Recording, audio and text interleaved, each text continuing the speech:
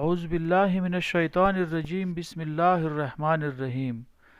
حضرت ابو ہریرہ رضی اللہ عنہ فرماتے ہیں کہ میں نے رسول اللہ صلی اللہ علیہ وآلہ وسلم کو یہ ارشاد فرماتے ہوئے سنا: بنی اسرائیل میں دو دوست تھے، ایک ان میں گناہ کیا کرتا تھا اور دوسرا خوب عبادت کیا کرتا تھا۔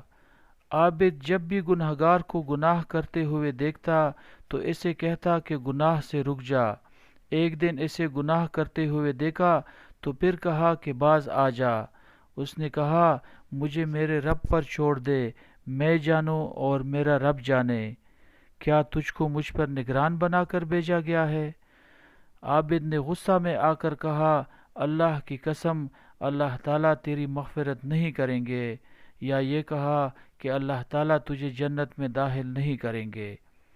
پھر دونوں کا انتقال ہو گیا اور عالم ارواح میں دونوں اللہ تعالیٰ کے سامنے جمع ہو گئے۔ اللہ تعالیٰ نے عابد سے پوچھا، کیا تم میرے بارے میں جانتے تھے کہ میں معاف نہیں کروں گا؟ یا معاف کرنا جو میرے قبضہ میں ہے، کیا تمہیں اس پر قدرت حاصل تھی؟ کیا تم مجھے معاف کرنے سے روک دو؟